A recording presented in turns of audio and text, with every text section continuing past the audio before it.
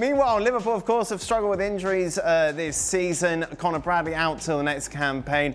Isak very much out as well until the end of March. It's a striker situation that I want to talk about as Jurgen and Frank are with us. And this is very much in a positive vibe, Jurgen. What we've seen from Ekitike this season, of course, excellent at the weekend. That second goal he took was exceptional. You look at this, what do you really like about the Frenchman? Well, what I like is he's extremely spontaneous. You know, he's reading the game ahead, and he surprises probably himself as well in what he's doing and how he's finishing off certain opportunities. And he's very difficult to read for defenders. Now, it's a fun player really to watch. And he always makes the right decision at the right time. That's the thing. He listens to the music. It's what I like to see and say about him. Is when he has the ball, he exactly knows when to shoot or when to pass or when to control. He's never in the wrong timing, and that's fantastic for a player. And he's still a very young player, and in a special atmosphere, I have to say, because everybody around him is not as good as they have been last season. But he comes in and does the job. Very impressive. He plays. I've been very impressed with him in tight spaces, and I agree with everything the guys have said. His link-up play has been way better than I thought it was going to be, linking up with his teammates, and we saw this in the Community Shield actually a week before the season started. He's a type of player that when the ball comes up to his feet, he is spontaneous, but he's also at times got a picture. Mm-hmm. And that picture sometimes is a little flick round the corner and a 1-2 and spinning in and getting the ball back. And I've been really impressed with his touch. He's a big guy, he's a skinny guy, very, very skinny guy, but he's big and tall. He's relatively quick, but I think he's got a deft first touch, or he's got a deft touch. He looks quite light on his feet. And some of the goals he scores, a lot of them, they have got this deft touch about him. You saw that goal there. And that game, the little flick, that was the game against, was it Newcastle? Newcastle, where he scored the brilliant goal. Again, it was deft with the outside of the right foot. Yeah. But I've been impressed with his awareness of where his teammates are. Sometimes the ball goes up to your front man, it's all about wrestling the centre-half and hold-up play and all that sort of stuff. And that's part of the game, which he can do. But I've really been impressed with his skill level in tight spaces, as well as obviously his goals this season. So Isak has obviously been out for an injury for a while, Jurgen. I suppose the big question is, can you play both of them up front at the same time? Oh, absolutely. Yeah, absolutely. I mean, you try out different variations in training. You want to see how they match up.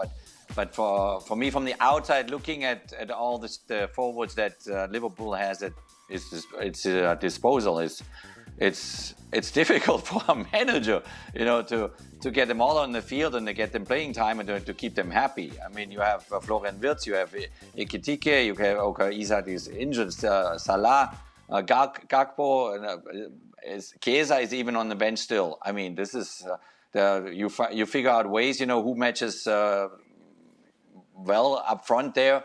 Yeah, you have a lot of choices. But if you play, if you played the two of them, Ekitike would probably have to play wide, and if you didn't do that, they'd have to play as a front pairing, or maybe a little bit of a hybrid, with Ekitike floating around. But that's Florian Wirtz. That's really what his skill set is, although he hasn't always played there this season. But that's what he does, and maybe one of the reasons you would do that is because they're getting nothing out of the front three with Mo Salah. Mm-hmm. On that right-hand side at the moment. He left for the AFCON as a passenger, unfortunately, this season, and he's returned as a passenger. And that's a headache for Arne Slot, whether he changes shape to get two players in and Mo Salah out, because you're not going to play Mo Salah, because if you play Alexander Isak and Ekitike and Florian Wirtz behind, then you can only play three in midfield. If you play two of them, you can only play four in midfield, and that means Mo Salah and Florian Wirtz as the left and right-sided midfielders. And that's not going to ever happen in a month of Sundays, because you're just going to get ripped apart. I mean, you can put Florian Wirtz left in a front three, Salah left in a front three, but you can't put them in wide positions in a four, because Liverpool have already struggled in the middle of the park this season, and that's put extra pressure on the back line that has creaked and cracked under pressure. So it's not as simple as just saying, oh, we can play these two, they're great players. It's how's that going to affect the other areas of this Liverpool team that, if we're being honest, have already struggled badly this season. You take Isak back? I won't put him back in, by the way. Oh, you take him back? to Newcastle. No, he's All burnt, forgiven, Shaq? he's burnt his bridges. He's burnt his With their bridges. receipts. He's burnt his bridges with the Geordies. You bitter man. For free, Yes, we are. Shaka. Yes, we You are. get it for free back.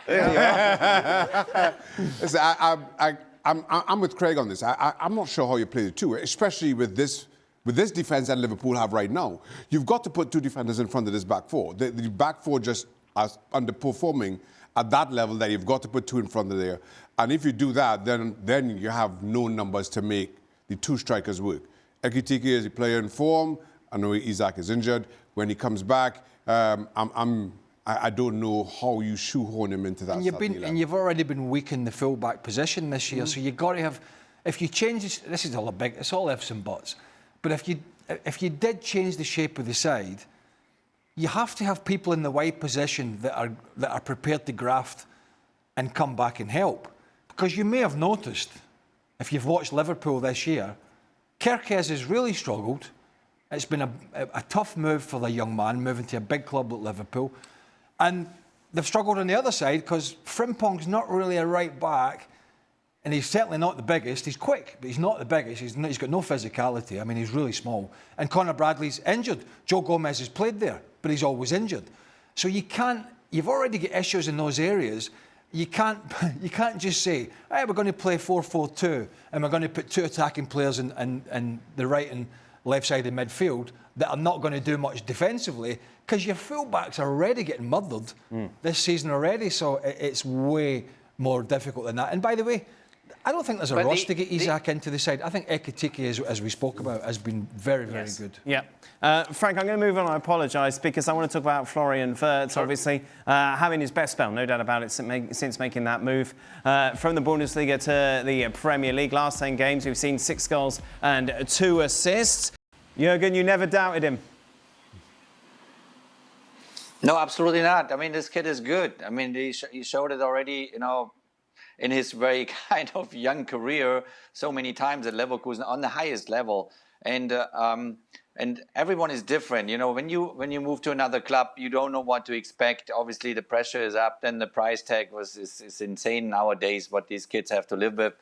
And so it will take time. And some they explode after 2 months, and some explode maybe after 10 months, or some maybe takes 2 years, and then they say, it was not the right thing for him to do it. But maybe after 2 years, you know exactly then what to do. This kid is so talented, and obviously now he turns it on. It's getting better and better. That means also he feels more and more at home in Liverpool. The life outside the field is extremely important as well. So you got to go through that as well. And I'm really pleased with him, and I think he will be, or he can be, a player that really will show off big time in this summer's World Cup. Yeah, exactly. He'll be part of a number of youngsters who will be representing Germany in the World Cup this summer here in the States. Yet when you take a look at who the favourites are to go all the way, Germany behind the likes of Spain, England, France, Brazil, Argentina and Portugal. Jonathan Tah spoke about the fact that the Germans are underdogs going into this. Do you think that from the outside, Germany will maybe be a bit underestimated in terms of the circle of favourites that there are for the tournament? Yeah, maybe from some people from the outside were a bit underestimated because recently we didn't perform as we wanted to, and we expected more from ourselves. So obviously the other teams they performed better in the last tournaments. But I think especially the people in the football world, like I'm talking about players and coaches, they know as well how much potential we have as a team, how good we can be as a team. So I don't think they will underestimate us, but maybe, from outside. Jurgen, does this take the pressure off, considering you think the sides that you were involved with in the past, the expectation was pretty much win or bust? I mean, there are two ways of expectations. You know, maybe the international media has a certain expectations of what they've seen from Germany the last two World Cups, which was disastrous. Obviously, you know, in Russia and in Qatar, it was two horrible experiences that Germany went through. They did a bit better in the Euros, obviously, that they hosted. The expectations in Germany are very simple. You go to the United States, Mexico, and Canada to win the World Cup.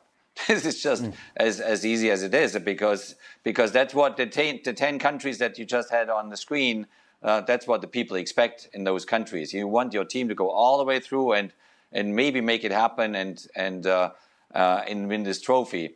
And Jonathan Tah, he knows that. He knows that the expectations are there from the public, from everyone, you know, that loves the game in Germany, to go to America and come home with the trophy. And but that's what you live with. That's what you deal with. It's just a normal thing for Germans. But there has to, I understand all that, particularly with the success Germany have had and others. But there's got to be a realisation, which I'm sure there is. I think it's more hope than anything. But there's got to be a realisation when you look at this current group of players, that the chances of that happening, if they're being honest, are slim. When this current Germany team have a good day, it can be a really good day. But unfortunately for them, when they have a bad one, it's very bad. It's very bad. And we've seen that, and we've seen it in the qualifying campaign, the struggles. But I've also seen them play France, in France. It was maybe a year, 18 months ago. And they were excellent. They passed the ball, they outplayed France. Some of their football was great. Wirtz played, Musiala played. And it was away from home. As I say, when they can turn it on any given match, they're not a bad side, but they have too many with this current group that I've seen. They have too many bad days at the office, and then they have the odd really bad day. And that when that comes along, almost anybody can get a result against them. Jurgen, I'm sure we'll discuss the World Cup maybe a few more times between now and the kick-off, of course, here in June. For the moment, we'll say thank you very much. Just a reminder, plenty of content over on our YouTube channel. Go over to ESPN FC and subscribe.